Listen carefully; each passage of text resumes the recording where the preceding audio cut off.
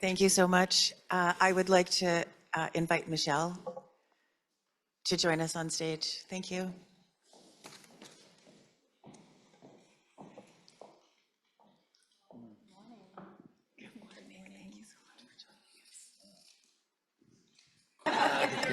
As Michelle Bryant-Gravelle is the Senior Director, Indigenous Relations for the City of Vancouver, and one of the city employees working on UNDRIP and other matters, right?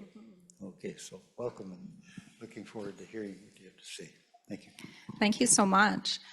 I'm going to flag Bilha'am Nelx, Gispudwada, Gitwilgyoots, Lax Kw'alaams Ts'msyen Nation. Good morning. My traditional name is Bilha'am Nelx, which means pearl on the fin of the killer whale. And I come from the Gitwilgyoots tribe of the 9 allied tribes of Lax Kw'alaams from the Ts'msyen Nation. And my English name is Michelle Bryant-Gravelle. I'm the Senior Director, Indigenous Relations for the City of Vancouver. And I'm here today with one of my colleagues, Rachel Watney, the Senior Manager, Urban Indigenous Relations for the city. I've got a short presentation that I'm going to go through with you today, and then have a nice conversation with you and answer some questions. And the presentation is really about what we're doing, and really wanting to acknowledge that the City of Vancouver hasn't done a good job with the nations or with urban Indigenous people in the past, but there is a real willingness to right that wrong and to create a solid foundation as we move forward with an Indigenous Relations Department. Prior to my role, there wasn't this senior of a level role at the City of Vancouver, and there wasn't an Indigenous Relations Department. Now we have an entire department, and I report directly to one of the deputy city managers, Armin Amrolia, and I have a staff of 5 people on the team. So we're working on it, and we're hoping it to do things better for the future. I don't have a clicker, so I'm going to rely on you to. Okay, next slide. And coming in today, I just want to respectfully acknowledge the territories of the Musqueam, Squamish, and Tsleil-Waututh people who have been generous stewards of this land. I recognize I'm a visitor on this land and recognize my responsibility to respectfully walk softly while I'm here. What I'll go through today, what is UNDRIP, Urban Indigenous Rights, the context and timeline of reconciliation at the City of Vancouver, the journey for the city to get from a strategy to an action plan, and our steps on urban Indigenous engagement, as well as talk about the next steps towards getting to the 2024 action plan. I don't have to talk too much about what is UNDRIP. I realize our time is short, and I do have to catch a flight to go back to my territory today.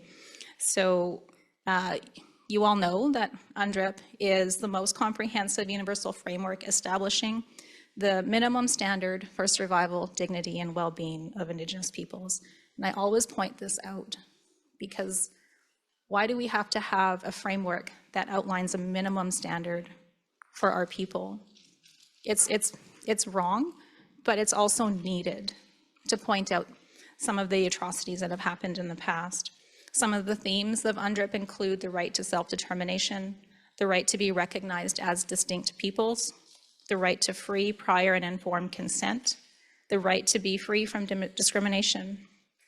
And the declaration also includes rights to lands, territories, and resources. Next slide, please. In terms of urban Indigenous rights, urban Indigenous peoples have Indigenous rights that follow them on and off reserve and on and off of their traditional territories. The rights of urban Indigenous people are different from those of the local nations on their traditional territories, but they are just as real. And urban Indigenous rights include universal human rights, such as the right to culture and language, freedom from racism and discrimination, adequate and culturally appropriate services and supports. Urban Indigenous people also have the right to decide for themselves how they are represented. And the City of Vancouver has a responsibility to uphold urban Indigenous rights as well as the rights of local nations. The other jurisdictions implementing UNDRIP are the province and the and the federal government of Canada, the City of Vancouver is recognized as a leading municipality in this area. There isn't another municipality that is doing as much work as the City of Vancouver on the work of implementing UNDRIP at a municipal level. Next slide. So moving from a strategy to action plan. The strategy is the City of Vancouver is guided in the United Nations Declaration on the Rights of Indigenous People. And in 2021, a task force was formed. That consisted of elected leaders of Musqueam, Squamish, Tsleil-Waututh, as well as the City of Vancouver, and was supported by a technical staff from each of the 4 governments. The strategy contains 79 actions and calls for the city to implement the United Nations Declaration on the Rights of Indigenous People. The partners are now actively working to come up with an action plan. The first, where we did a sequencing of the 79 actions and carrying those out for the first 5 years in the first iteration of the action plan from 2024 to 2028. And we'll also be laying the foundation for how we work with urban Indigenous communities moving forward.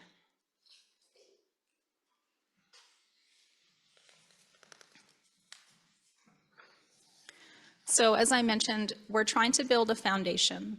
We understand that the work in the past hasn't always been cohesive and hasn't always been aligned across city departments.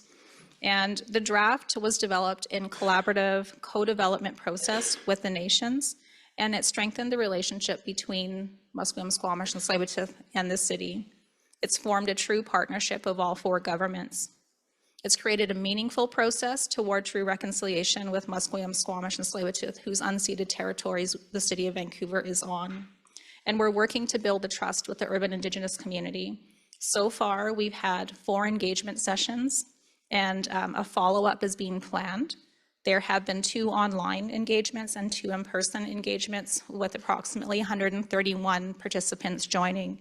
The first set of engagements happened in November, and the second set happened in February. We're currently working on developing the report and planning for the summit, where we'll call back all of the participants to share what we heard. What we asked at these engagement sessions is how urban Indigenous peoples want to be represented in the action plan process and in the City of Vancouver more broadly. We asked what urban Indigenous priorities are and how they align, enhance, or add to the 79 calls to action. We asked how the city can interpret the existing calls to action in ways that uphold urban Indigenous rights, and how to ensure the city is supporting right relations among all partners and not contributing to division or misunderstanding.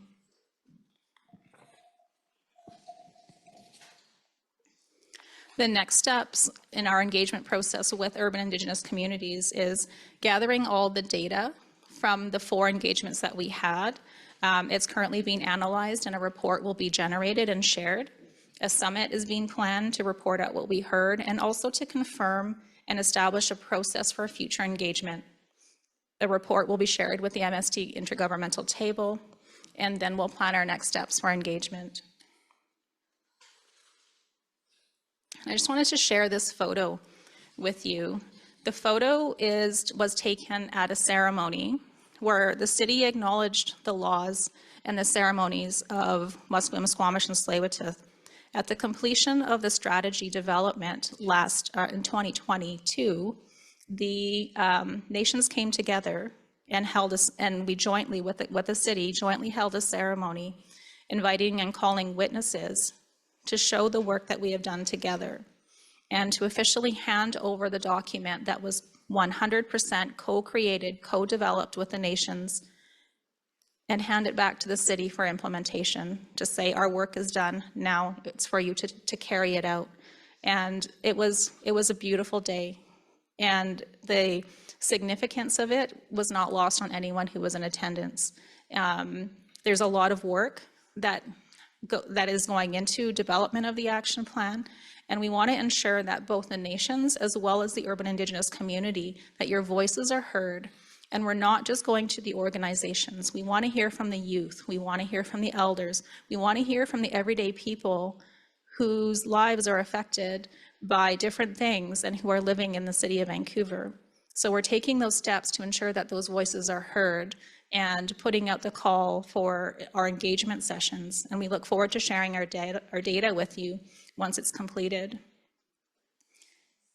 So that's in a really tight, concise presentation, what we're doing so far. There's so many other things, but I realize our time is constrained, and also I think there's a lot of questions.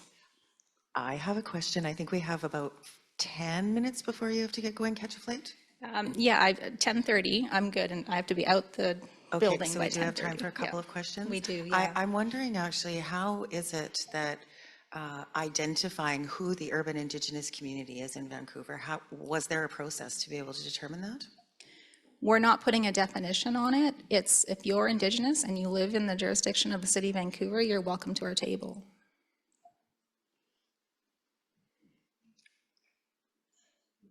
I'm just wondering actually if we have a couple of questions, so can we just ask for questions or do we need a mic?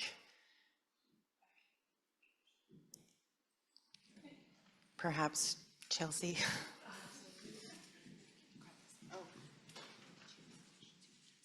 Thank you.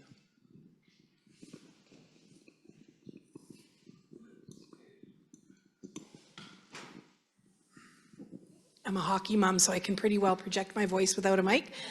Thank you. I really, really enjoyed that presentation, and I just want to connect with you when you're back at home.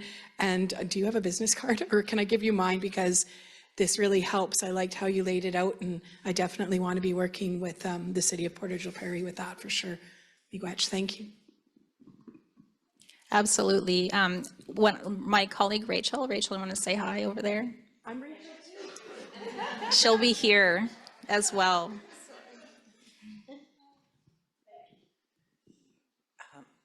I also have another question, actually, in the meantime, if there are other questions. I also work for a municipality, Michelle, so it's particularly interesting to me that we know in different pockets that there's resistance, right? Resistance to this widespread change. Not only is there a lack of understanding about what it means, but there's also a lack of understanding of how Indigenous people are working within systems, not only to be able to assert our rights, but also exist within colonial systems that are difficult and harmful. So I'm wondering if you might speak to what that resistance looks like. We don't always know and understand exactly what resistance looks like, but I'm wondering, in your sense, if you might be able to speak to that a little bit. Yeah, I can definitely speak to that. And I can give you two examples, one in my current role at the City of Vancouver and one in my previous roles, because I've been working in this area for 30 years with and for Indigenous communities, both for Indigenous people and for colonial institutions. And I insert myself specifically in colonial institutions because that's what my elders asked me to do. And it's not easy all the time, as many of you may know and have experienced. In the City of Vancouver, I was quite surprised when I came into the role because working in this field, I knew what to expect. I had some expectations, but I also had an open mind because I also have an education background, and I learned from my teachings of my elders, and that we observe, we listen, we think with both our heart as well as our brain, and then we come to a problem with a solution-focused approach. And so that's how I entered the city. And I was pleasantly surprised to see the level of willingness for this work to be done. In saying that, it wasn't always like that. It took the work of people who were before me as the Indigenous Relations Manager, like Ginger Gosnell-Myers, who did a lot of work to lay the foundation for where the City of Vancouver is today, and the work that we're doing with especially the local nations and now the urban Indigenous community. So there's not much resistance in the work that we're doing, even coming from City Council. It's named as one of their priorities. It's from City Manager's office. It's also a priority. And it's really about how do we do this better And I, as well as my department, work across every city department to try to make things better and identifying what those barriers are, identifying what can we do now incrementally, because that's going to be the thing too, incremental approaches. That's not to say things don't happen and there is no disrespect, but it's not intentional disrespect. It's the disrespect comes from the lack of knowledge and lack of education and the stereotypes that come along with being an Indigenous person in Canada. So we encountered one of those instances early on when I joined the city. And what I did was we brought in Coast Salish protocols and we held a circle and we called witnesses to acknowledge the harm that was done to an Indigenous employee and bring it back to a right to make her feel whole again, and not in a punitive way, but in a restorative way. And that was the first time that was done within the city, and everyone left that that circle feeling heard, and the person who incurred the harm, she felt whole, and she felt that she was brought back into a good space again. And the person who inflicted the harm on I don't want to say like unintentionally, but not with a ill intent, she also felt whole, and she came away with the learning. And as I walked away from that room and having other non-Indigenous people participate, they also came away with an awareness about why it's important to do this work. And in comparison, coming from, I also worked in industry prior to coming to the city, where there was always a resistance. I always had to prove why what I was suggesting for including the local nations or Indigenous people in the community was important, and why it wasn't just to, check that box. And how I got that job is because I called out the president and the board of directors for tokenism, and they in turn offered me a job because they wanted to do better. And so we felt each other out for a while before I accepted the role. And what happened in that place was we ended up being industry leaders because of the work that we were doing with the local nations. But there's still resistance within the employees of that organization. And I was the only Indigenous person doing the role that I was doing. There were other Indigenous people within the industry, but the resistance was very real, and it's very tiring. So it was a nice, refreshing way to come into the city, and then to be able to build a team to surround the work that we're doing, because it's impossible to do as one person. It's impossible to do even with the small team that I have, but we're really making big waves, and we are moving mountains in the work that we're doing. Thank you for sharing that. I'm really happy to hear, Michelle, and thank you so much for going into the system to consistently try and make a change. It isn't easy, so thank you for that, and thank you for sharing. Questions, I wanted to see if there are any other questions while we still have you here. Oh, here. Is this on? Oh, perfect. Hey, Michelle. Hey, Norm. Congratulations on taking on this tough job. There's going to be resistance in the city, and I think in the 3 host First Nations, the so-called title holders, because the vast number of Indigenous people who rely on the services of the City of Vancouver and the surrounding municipalities are not from those 3 host First Nation title holder nations. But urban Indigenous people have been excluded from the task force. I think they've been relegated to an advisory role on maybe, I don't even think we're on the working group. And that's been deliberate from the start. So the city has accepted and has adopted the distinctions-based approach, which excludes those people who are not on their lands and territories. And that's the vast majority of people who rely on and benefit from the City of Vancouver services. So really it's in the city's best interest to push back against the provincial and federal government's strategy and policy on this, because essentially all they're doing is downloading responsibility for all the people who are off reserve and off their traditional territories and lands onto the city. And they're absolving themselves of any fiduciary or financial or legal responsibility for supporting those services for us and for you now, because you're out of your traditional territory now while you're here. And the city has to pay you to do this work, but that voice is not at the table. And I've looked at the UNDRIP strategy or the framework, and I think that there's 4, maybe there's 6 of those, I don't know, there's 90 recommendations or actions in there, and very few of them, 4 or 6, mention urban Indigenous people, and it's an afterthought. And the vast majority of reference MST, Musqueam, Squamish, Tsleil-Waututh, rightfully so, they are the title holders, but really they take up very little of the city's resources because they have their own councils and resources from Indian Affairs to support their membership who live within their territory.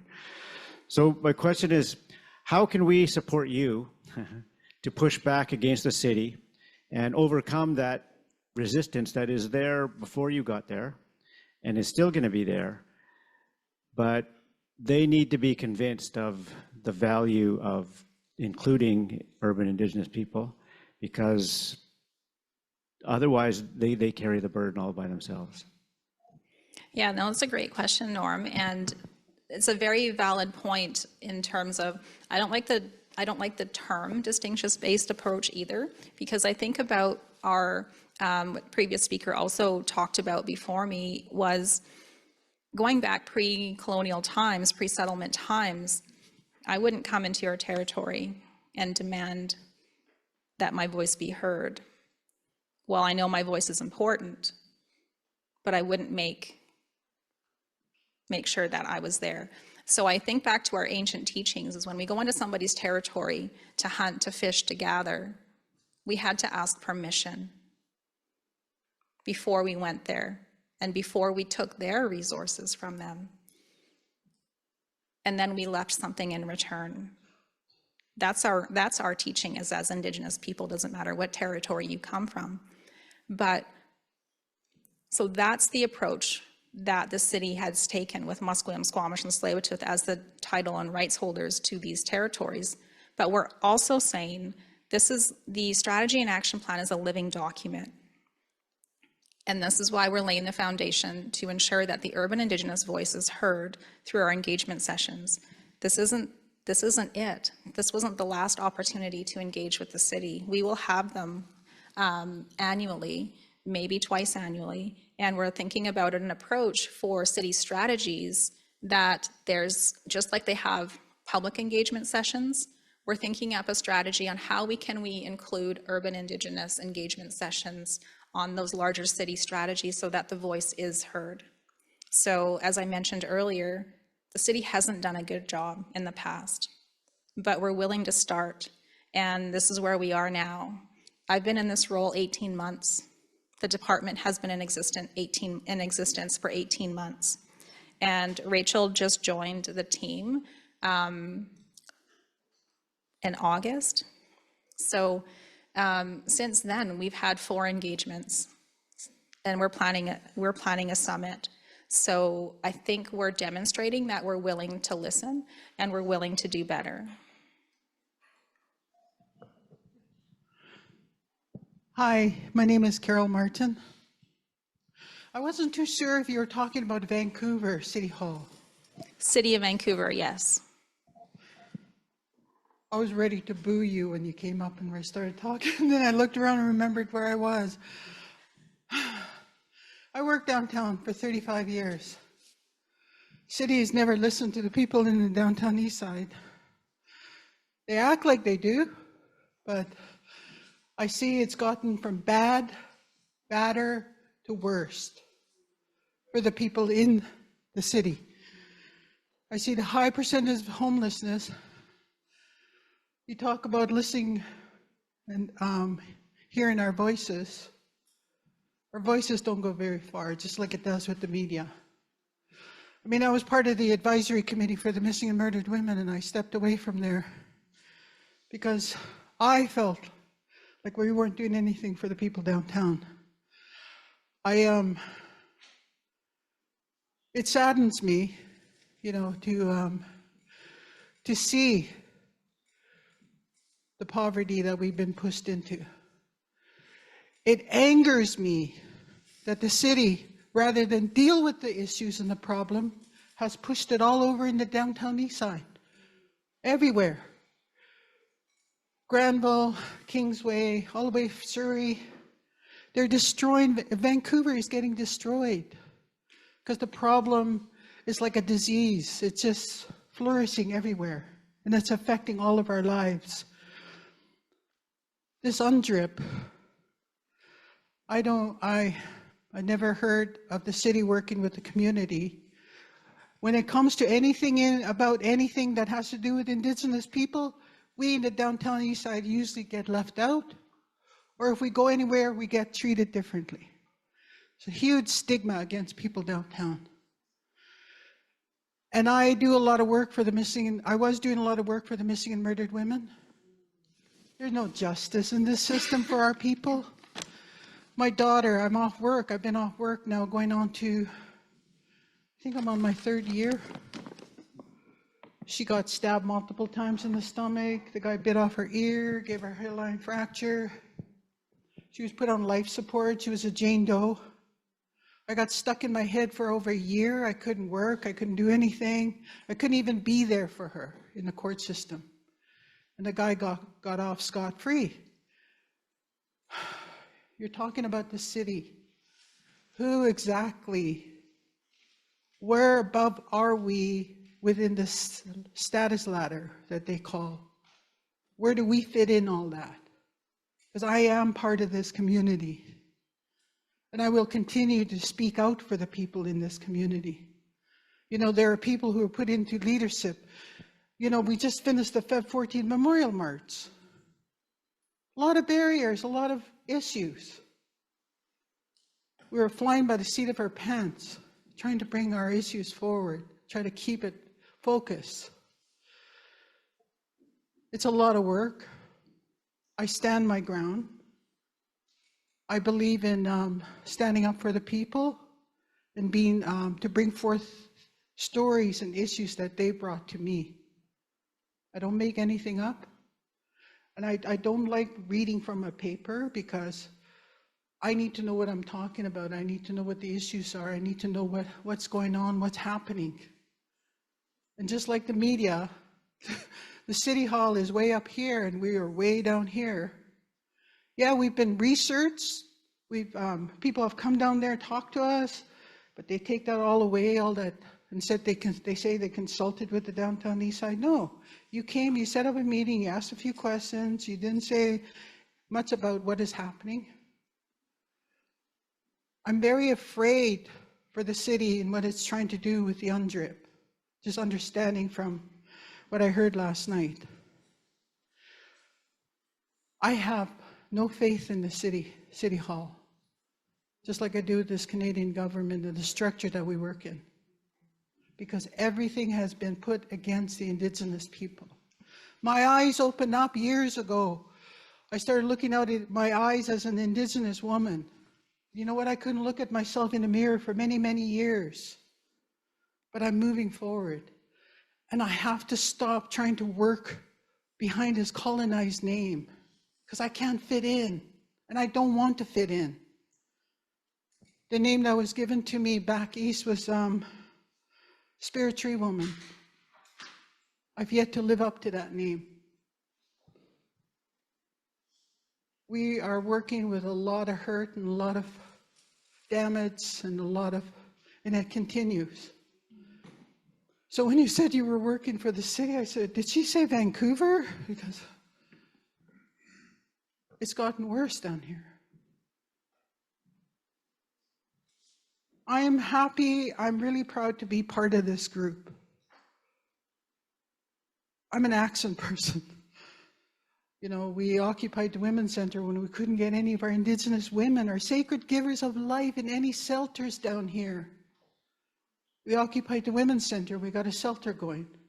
But over the years, policies and all that from the organization changed that. So now it's just not for Indigenous women, it's for all women. So guess what? Our women got pushed out of there again. We try to occupy the police station because 20 years of inaction. We sit at the table with the chief of police and all that, but male-dominant society, you know, kind of run business. So I want hope for our people. I want someone to get up there and speak passionately about what is happening and what can we do. We need something concrete. We need a strategy in place.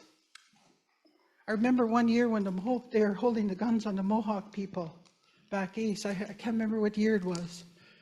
We occupied Clark and Broadway, I think it is. And the police came in and, you know, if we are going to do anything as grassroots people, we have to start coming up with strategies and ideas and ways and how we can make the changes happen. I'm not going to rely on this Canadian government because they've done a lot of damage to me and to what I see happening out here in our communities and the reserves. So, city hired someone from outside of the city area. I'm no disrespect to you. It's just, you know, I'm not trying to disrespect anyone here. I'm lost for words, is what it is. And things are not getting any better for us down here. I am part of this community. Thank you.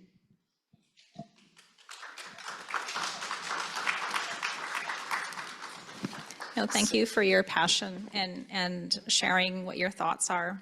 And I am from outside the city, but aren't we all? And we do have a strategy, and we're working toward an action plan that forces the departments to do the work. And it's a living document. And I'm an action person too. And I'm the voice at the tables saying, why aren't we doing more? Actually, we should be doing this. That's why I entered these places purposefully, to create the space for Indigenous people. Thank you for your comments. And thank you also, Michelle, for being here with us. I understand that you have a flight to catch. Thank you all. We'll take a break now for 15 minutes, and we'll see you after that.